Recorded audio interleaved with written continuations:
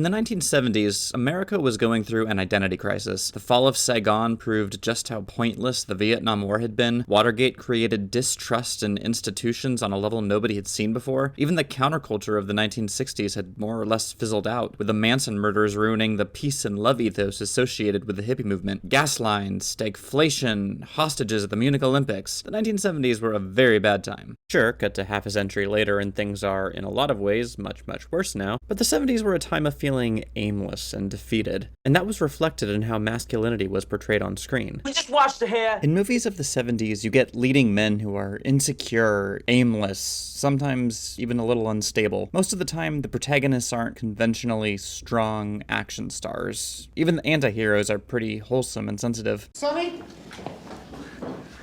I can't do it, Sonny. What? And whenever we do see tough guys, there's almost always something dark and even insidious about it. Then we get the 1980s. Ronald Reagan's whole presidential campaign was driven by nostalgia, about making America great again, if you will, and especially nostalgia for the 1950s. Oh, yeah.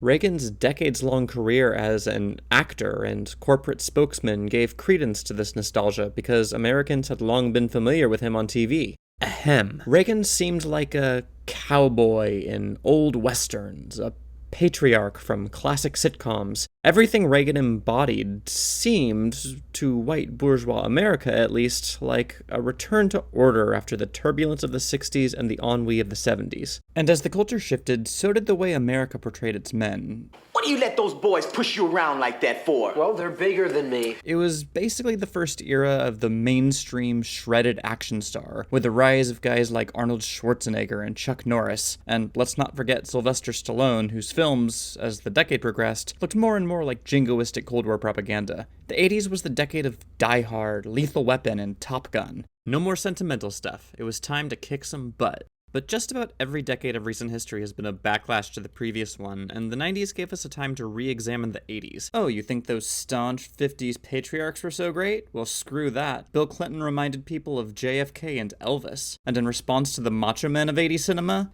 Well, enter Toy Story. Part 1. Laser Envy. From the very beginning, Buzz is introduced as this hyper-masculine figure. Literally the first time we see him, it's a crotch shot. One of the inspirations for his design was the Deep Six G.I. Joe toy, and Buzz gets a couple homages to recent films with hyper-masculine leads, like Schwarzenegger's character in Total Recall and Indiana Jones in Raiders of the Lost Ark. And this hyper-masculinity stands in stark contrast with Woody. For starters, just look at the difference between the way Woody and Buzz turn lifeless when a human approaches. Woody goes limp, Buzz, sorry to say it, goes, hard. And if you think I'm reading too much into this, just listen to how the other toys compare Woody and Buzz. Oh, impressive wingspan. Hey, a laser! How come you don't have a laser, Woody? It's not a laser. It's a little light bulb that blinks. What's with him? Laser envy. Say, what's that button do? I'll show you.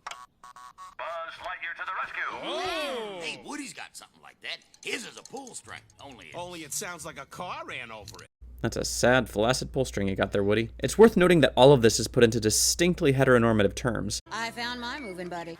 Man, the dolls must really go for you. Can you teach me that? And Buzz's masculinity is so attractive, the other male toys strive to be more like him. In Lacanian terms, what we would say here is that the phallus has become signified.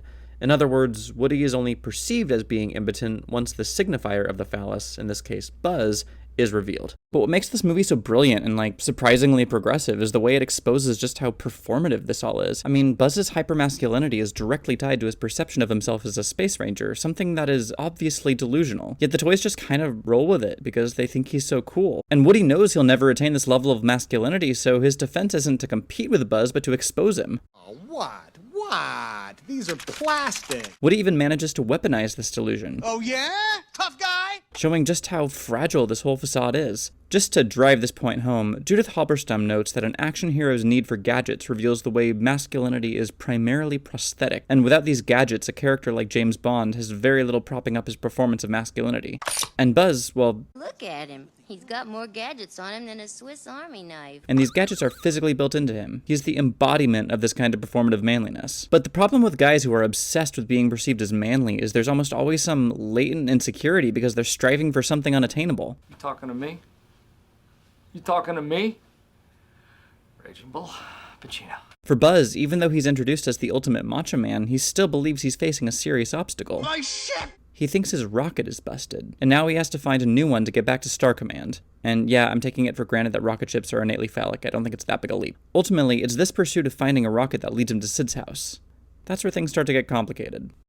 Part 2. Mrs. Nesbit. So the film draws a very clear distinction between Andy's house and Sid's house. Andy's house is a place of order. Everything is clean. Nothing is broken. The toys have their own little self-government. Sid's house is the complete opposite. It's a place of the uncanny. It's messy. It's chaotic. It's dangerous. And Sid's room in particular is a place of otherness. Now I have to go on a real quick tangent here. So when I was in college, the word we would have used for these toys is queer. They don't have clearly defined genders, or at the very least, they don't have conventionally, like masculine or feminine bodies. I mean, I guess Roller Guy here is kind of a dude, maybe. Anyway, it's been a few years since I've been in college, and a lot has changed since then, so maybe queer is no longer the appropriate term, but I couldn't find a better one as I was researching, so I'm just gonna roll with it. Sorry if it's imprecise. Also, yes, while we're at it, as plenty of websites have pointed out, legs here is arguably a hooker. So yeah, this is a place of sexual otherness. Now, when we're first introduced to these toys, they're framed as being kind of, terrifying. But these supposedly mutilated toys turn out to be the heroes of this story.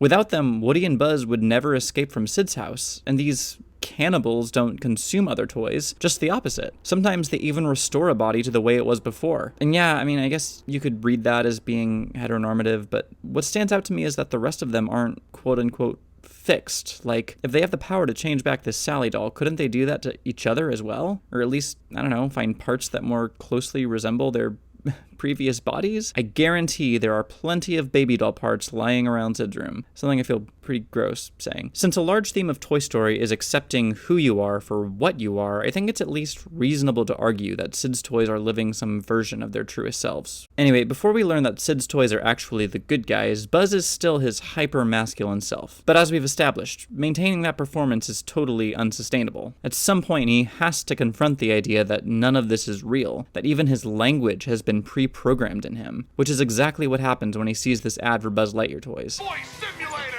In the secret mission in uncharted space. In the secret mission in uncharted space. And disillusioned because, he realizes his entire existence might be a lie, he puts his beliefs about himself to the test and, well, he ends up castrated. No, really. This... Oh, that is disgusting. is a castration. His masculine identity is utterly destroyed, and the very next time we see him, he looks like this, dressed in drag and sitting next to headless dolls. Now, there are a couple different ways we can read this, and I'll leave that up to you. Basically, Sid's sister Hannah is the one who picked up Buzz and put him at this table, and you can read Hannah's room as being a traditionally feminine space if you want, but I would actually argue there's something a little more complicated happening here. See, there's this Freudian interpretation of the Medusa myth that equates beheading with castration, and since all the dolls and teddy bear are missing their heads, Hannah's room seems more like a haven for the sexless rather than a quote-unquote feminine space to me, but either way, it poses a stark contrast to Sid's room. So sure, Hannah's room is a safe space, and temporarily becoming I am Mrs. Nesbit! is part of how Buzz processes the trauma of his castration, but that's not who he really is. Even though much of the Buzz Lightyear persona turned out to be nothing more than a narrative, he still is Buzz Lightyear, which is arguably why it's necessary for him to get his old body back in Sid's room. This is who he really is. But there's a problem. See, his masculine body is back intact, sure, but it's a body that until very recently signified his hypermasculine delusion. Post-castration, wouldn't that be traumatic? The weight of his regained hypermasculinity has to be really intense, right? Like, perhaps it has the ability to destroy him? Part 3. The big one. So there are lots of examples of symbolic castration in film. In The Empire Strikes Back, when Luke learns he's Darth Vader's son. In Ragnarok, when Thor gets defeated by his sister. Hell, the castration anxiety even happens to Woody in Toy Story 2. Check out this nightmare he has after his arm gets ripped. I forgot. You're broken. He gets thrown out and eaten by discarded body parts. Yikes. But sometimes the coding isn't quite this explicit. Critical theorist Katja Silverman looks at how films in the mid to late 40s depict the struggle of World War II veterans returning to civilian life as being a kind of castration. Take The Best Years of Our Lives, which starred actual World War II vets. Basically, going from a war hero to, say, a soda jerk rips away that masculine narrative pretty quickly. One of the actors, because again, these are real vets, symbolizes that castration visually with the hooks that have replaced his lost hands. If I only had my hands. Of course, this isn't to take away from the heroism of these veterans or the necessity of this war, but rather to view their trauma through a slightly different lens than we're used to. In the war, they're told to act a certain way, to be a certain thing, but once they get back home, all of it gets severed from them. With this in mind, let's think about Toy Story. The first one, I mean. Buzz never fought in an actual war, of course, but he believes he did. A huge part of his Space Ranger persona is the narrative that he's fighting on behalf of the Galactic Alliance to defeat the evil Emperor Zurg. I alone have information that reveals this weapon's only weakness.